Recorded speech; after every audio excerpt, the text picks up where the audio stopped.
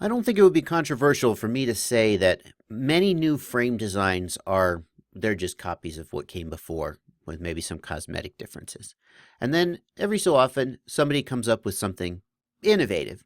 But it's usually a sort of a stepwise innovation over what came before. And then occasionally you see something that really seems truly innovative, just really breaks from what came before and introduces a whole new idea. And more often than not, you'll find that that kind of thing is coming from Shendrones. Andy Shen is a hell of a frame designer. I've been really impressed with how quickly he comes up with new ideas to address problems that he perceives exist with existing frames. And that's, I think, one of the things that's most notable about his designs is that he's never innovating just for the sake of innovating or for the sake of marketing. He always seems to be innovating to try and solve some problem with existing frames. And the frame I'm showing you now solves the problem of carrying a high-def camera on a racing copter. This is the Krieger. It's one of the first PureX racing frames from Shendrone. It's designed to carry a high-def cam on that angled top section. It could be a GoPro, or I think it was really designed even with a Mobius in mind. And you can see how when you mount that high-def cam up there, it really raises the CG. And this has always been one of my objections to this style of frame. They have a very, very centralized mass when you don't run a high-def camera. But as soon as you put a high-def camera on there, you get this really tall stack.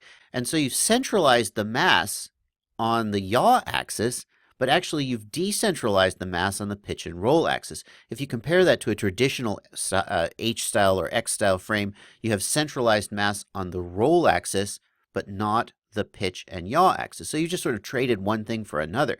And maybe that's better. Maybe the PureX is better in some ways, but wouldn't it be better to have centralized mass all around? Well, so certainly one way to accomplish that is just to get rid of the high-def camera altogether, and that's where we come to a frame like the Mixuko. But here's the problem with that. More and more races are mandating that racers carry high-def cameras. And this is something that, if I could just take 1 minute of your time to say, I've been a proponent of this for a long time now, since before racing got as big as it was. Way back when drone racing first started becoming a thing, I looked at the FPV footage that was coming out of the races. Of course, the racers weren't carrying high-def cameras because they wanted to keep their copters as light as they could.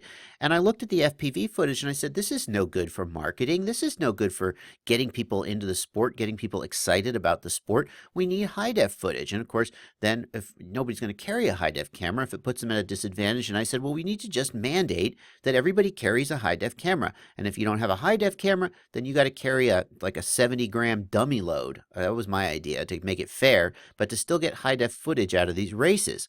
And apparently some race organizers are coming around to that idea. Well, that brings us to the frame that we're looking at today. This is called the Zoom Pod, and it was designed for the pilot, Steve Zumas.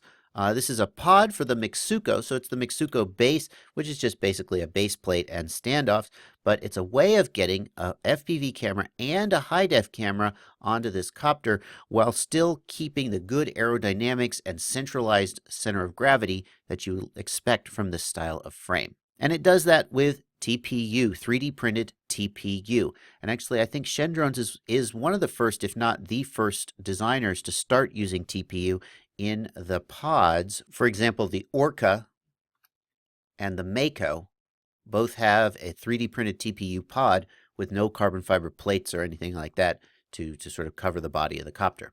But the Zoom Pod really does something novel. If we take a look, let me scroll down. By the way, if you go to this page, Andy gives a rundown of the development philosophy behind the whole thing. It's a little Discovery Channel retrospective on the frame, and it's super, I find them super interesting.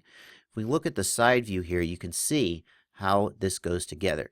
It is essentially a Mixuko in terms of how the electronic stack goes together, but then on top, the FPV and high-def camera are held on with these 3D printed parts. And I can't imagine another way of doing this that gives you the up tilt that you need, that protects the equipment in the way that you want it to be protected, and keeps the aerodynamics and the center of gravity so perfect for racing. Now, I haven't flown this frame, and I'm not even 100% sure I'm going to do a build for this frame for my channel. I don't know yet. I'm pretty stacked up with other stuff to do. But when I saw this, I was so impressed that I just had to make this video and show it to you. It really does seem legitimately innovative and different, and it's the kind of thing I would love to see more of in this hobby. So, thanks to Shendrones for developing this. And if you all think this is something interesting, you can go ahead over here and check it out for yourself. Thanks for watching. Happy flying.